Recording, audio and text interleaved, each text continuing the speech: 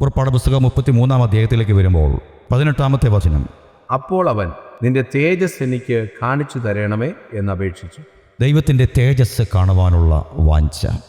പൂർവ്വകാല പിതാക്കന്മാർ ദൈവ സാന്നിധ്യം കാംക്ഷിക്കുകയും കാംക്ഷിച്ചവർ കൺകുളിർക്കെ ദർശിപ്പാനും ഇടയായി.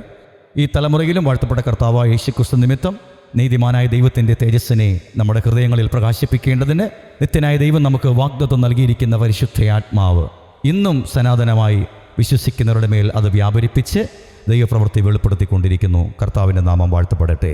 ഹല്ലേലൂയ. നിന്റെ തേജസ് എനിക്ക് കാണിച്ചു തരണമേ.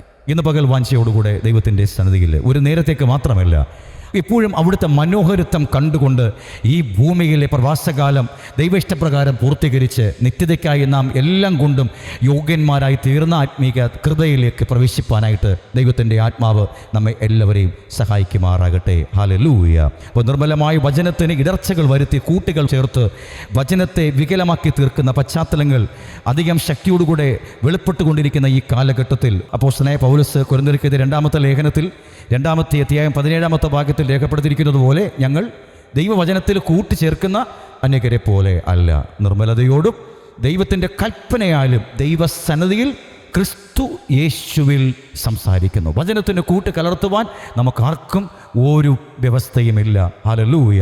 വള്ളിപുള്ളി വിസർഗം വ്യതിയാനം വരാതെ പരിശുദ്ധാത്മാവിനാലുള്ള ഉന്നതമായ പ്രഭയാണ് പരിശുദ്ധാത്മാവിനാൽ ദൈവം നമുക്ക് നൽകിയിരിക്കുന്ന ക്രിസ്തീയ ജീവിതത്തിൻ്റെ ആധാരം എന്ന് പറയുന്നത്. ആ ആധാരം നിലനിർത്തിക്കൊണ്ട് പോകുക എന്നത് നമ്മുടെ ഓരോരുത്തരുടെയും കടപ്പാടും കർത്തവ്യവുമാണ്. അതിന് പരിശുദ്ധാത്മാവിനെ നിലനിർത്തുവാനായിട്ട് എപ്പോഴും നാം ഉൾക്കാഴ്ച ഉള്ളവരായിരിക്കേണ്ടത് ആവശ്യമാണ്.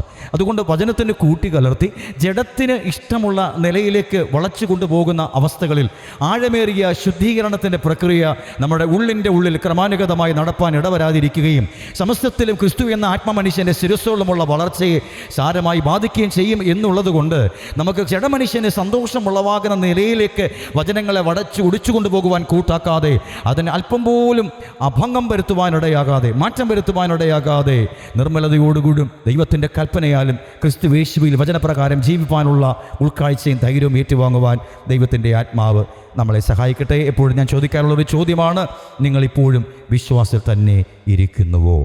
അതിൻ്റെ 13-ാമത്തെ അധ്യായം 5-ാമത്തെ വാക്യം വായിക്കുമ്പോൾ കാണുവാൻ കഴിയും, നിങ്ങൾ വിശ്വാസത്തിൽ ഇരിക്കുന്നുവോ എന്ന് നിങ്ങളെ തന്നെ പരീക്ഷിപ്പീൻ, നിങ്ങളെ തന്നെ ശോധന ചെയ്യുവിൻ.